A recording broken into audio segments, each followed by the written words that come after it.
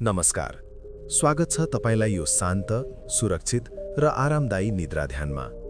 अब तपाईले केही गर्नु पर्दैन, कहीं जानु पर्दैन, केही सोच्नु पर्दैन। आजको यो ध्यान तपाईलाई गहिरो शान्ति र मिठो निद्रातर्फ बिस्तारै लैजानेछ। अब जुन ठाउँमा तपाई हुनुहुन्छ त्यो ठाउँलाई सुरक्षित महसुस गर्नुहोस्। यदि तपाई सुत्नु भएको छ भने आफ्नो शरीरलाई ओछ्यानमा पुरै सुम्पनुहोस्। यदि आँखा खुला छन् भने बिस्तारै आँखा बन्द गर्नुहोस् र अब आफ्नो ध्यान श्वास प्रश्वासतर्फ ल्याउनुहोस्। श्वास प्रश्वासको अनुभूति। गहिरो श्वास लिनुहोस् नाकबाट र बिस्तारै मुख वा नाकबाट श्वास छोड्नुहोस्। फेरि एकपटक श्वास लिनुहोस् र छोड्नुहोस्। कुनै प्रयास नगरी जसरी श्वास आफै आउँछ र जान्छ। अब श्वासलाई नियन्त्रण गर्नु पर्दैन, बस महसुस गर्नुहोस्। श्वास भित्र जाँदा शरीरमा आउने ताजापन, श्वास बाहिर जाँदा शरीरबाट निस्कदै गएको थकान। शरीर स्क्यान सुरु हुँदैछ। अब हामी शरीरको हरेक भागलाई एक एक गरेर महसुस गर्नेछौँ। कुनै भागमा दुखाइ छ भने लड्नु पर्दैन, बस त्यो अनुभूति स्वीकार गर्नुहोस्। अब आफ्नो ध्यान दायाँ खुट्टाको औँलातर्फ ल्याउनुहोस्। खुट्टाका औँला, दायाँ खुट्टाको ठूलो औँला, दोस्रो औँला, तेस्रो औँला, चौथो औँला, पाँचौं औँला। सबै औँलालाई एकैचोटि महसुस गर्नुहोस्। यदि कुनै तनाव छ भने श्वास बाहिर छोड्दा त्यो तनाव बिस्तारै पग्लिँदै गएको कल्पना गर्नुहोस्। अब बायाँ खुट्टाका औँलातर्फ ध्यान दिनुहोस्। ठूलो औँला, सानो औँलासम्म। सबै औँलाहरू ढिलो ढिलो आराम गरिरहेका छन्। पैताला र एडी। अब दायाँ पैतालातर्फ ध्यान दिनुहोस्। पैतालाको बीच भाग, किनाराहरू, एडी।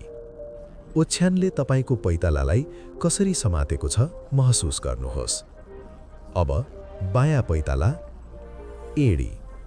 सबै थकान जमिनतर्फ बगिरहेको छ। टखुना र पिण्डुली। अब दायाँ टखुना, दायाँ पिण्डुली। मांसपेशीहरू नरम हुँदै ढिलो हुँदै। अब बायाँ टखुना, बायाँ पिण्डुली। दिनभरको हिँडाइ, दौड, थकान सबै बिस्तारै बिदा हुँदैछ। घोडा। अब दायाँ घोडा, त्यसको वरिपरिको सबै भाग। अब बायाँ घोडा।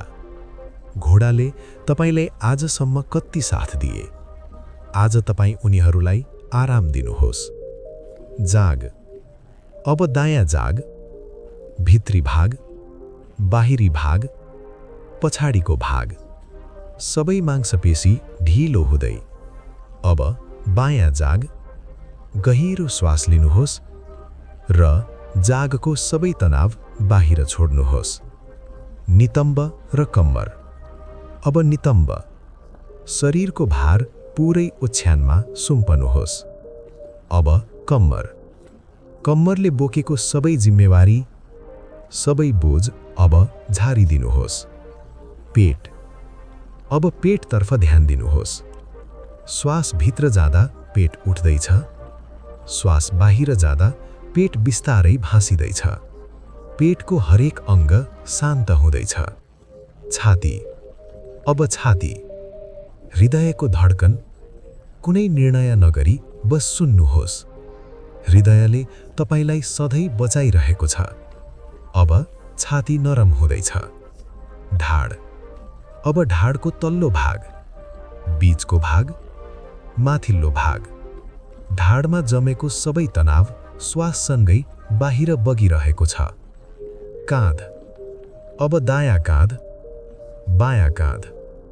काँधमा थुप्रिएका सबै जिम्मेवारी अब तपाईलाई बोक्नु पर्दैन, सबै ओछ्यानमा राखिदिनुहोस्। हात। अब दायाँ हात। काँधदेखि कुहिनो, कुहिनोदेखि कलाई। हातको हत्केला, औँलाहरू। अब बायाँ हात। सबै औँलाहरू ढिलो, नरम, शान्त। घाँटी। अब घाँटी, घाँटीको अगाडिको भाग, पछाडिको भाग। घाँटी पुरै आराममा छ। अनुहार, अब चिउँडो, ओठ, दाँत, जिब्रो। जिब्रोलाई मुखभित्र आराम गर्न दिनुहोस्। अब गाला, नाक, आँखा, आँखाका पलकहरू भारी हुँदै, भौँ, निधारी, टाउको। अब टाउकोको माथिल्लो भाग, टाउकोभित्र घुमिरहेका सबै विचारहरू। ती विचारहरूलाई बादल जस्तै बग्न दिनुहोस्। कुनै समात्ने छैन। पूर्ण विश्राम। अब तपाईको पुरै शरीर, खुट्टादेखि टाउकोसम्म, पुरै ढिलो, नरम, शान्त। यदि निद्रा आउँछ भने त्यो बिल्कुल ठिक छ। यो ध्यान यहाँसम्म पूरा गर्नुपर्छ भन्ने छैन। तपाईँ सुरक्षित हुनुहुन्छ, शान्त हुनुहुन्छ र अब मिठो निद्रामा डुब्न सक्नुहुन्छ। मन नै सबै कुरा हो। जे सोच्यौं त्यही बन्छौं। शान्त मन नै साँचो सुख हो। क्रोधलाई क्रोधले जितिदैन, प्रेमले मात्र जितिन्छ। अज्ञान नै सबै दुःखको जड हो। आफ्नो उद्धार आफै गर, अरू कसैको आशा नगर। 1000 युद्ध जित्नुभन्दा आफूलाई जित्नु महान हो। आजको कर्मले भोलिको जीवन बनाउँछ। लोभले कहिल्यै तृप्ति दिँदैन। सत्यको मार्ग सधैँ सरल हुन्छ। मौनता पनि एक महान उपदेश हो। दुःख जीवनको सत्य हो, तर त्यसबाट मुक्ति पनि सम्भव छ। इच्छा नै दुःखको कारण हो। जहाँ आसक्ति हुन्छ त्यहाँ पीडा हुन्छ। धैर्य सबैभन्दा ठूलो शक्ति हो। करुणा बिना ज्ञान अधुरो हुन्छ। आफूलाई चिन्नु नै साँचो ज्ञान हो। अस्थिर संसारमा स्थिर मन राख। मन शुद्ध भए कर्म शुद्ध हुन्छ। लोभ, क्रोध र मोह तीनै विष हुन्। सत्य बोल, तर प्रेमका साथ। जसले अरूलाई क्षमा गर्छ ऊ आफै मुक्त हुन्छ। अहङ्कारले ज्ञानको ढोका बन्द गर्छ। वर्तमान क्षण नै जीवन हो। भूत र भविष्यमा हराउनु दुःखको कारण हो। सन्तोष नै साँचो धन हो। बुद्धिमान मानिस कर्ममा सचेत हुन्छ। बाहिरी शान्ति भित्री शान्तिबाट आउँछ। सबै कुरा क्षणिक छन्। जन्म भएको सबै नष्ट हुन्छ। परिवर्तन नै संसारको नियम हो। जसले आफूलाई जित्यो उसलाई कसैले हराउन सक्दैन। प्रेम र करुणा अभ्यास गर। हिंसाले कहिल्यै शान्ति ल्याउँदैन। आफ्नो मार्ग आफै खोज। ज्ञान प्रकाश हो, अज्ञान अन्धकार। मनलाई अनुशासित गर, जीवन सरल बन्छ। अरूको दोष खोज्नु आफ्नै पीडाको कारण हो। दुःख बुझ्नु नै मुक्तितर्फको पहिलो पाइला हो। मध्यम मार्ग नै श्रेष्ठ मार्ग हो। सुख बाहिर होइन, भित्र छ। जो थोरैमा सन्तुष्ट हुन्छ ऊ धनी हो। मन अशान्त भए संसार अशान्त देखिन्छ। सही दृष्टिकोणले जीवन बदलिन्छ। कर्मबाट कोही पनि उम्किन सक्दैन। अहिंसा सबै धर्मको मूल हो। आफ्नो विचारप्रति सजग रह। मोहले आँखालाई अन्धो बनाउँछ। करुणा बिना ध्यान अपुरो हुन्छ। सत्य सधैँ विजयी हुन्छ। आफ्नो मनलाई मित्र बनाऊ। नकारात्मक सोचले आत्मालाई कमजोर बनाउँछ। ध्यान मनको औषधि हो। अति चाहना नै सबै दुःखको बिउ हो। मौनतामा धेरै सत्य लुकेको हुन्छ। क्षणिक सुखले स्थायी शान्ति दिँदैन। सही बोली, सही कर्म, सही जीवन, यही मार्ग हो।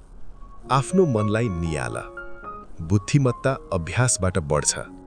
सत्य बुझ्न अनुभव आवश्यक छ। लोभ त्याग, शान्ति प्राप्त हुन्छ। क्रोधले सबै पुण्य नष्ट गर्छ। शुद्ध हृदय नै मन्दिर हो। ध्यानले आत्मा उज्यालो बनाउँछ। दुःखबाट भागेर सुख भेटिँदैन। स्वीकार नै शान्तिको सुरुवात हो।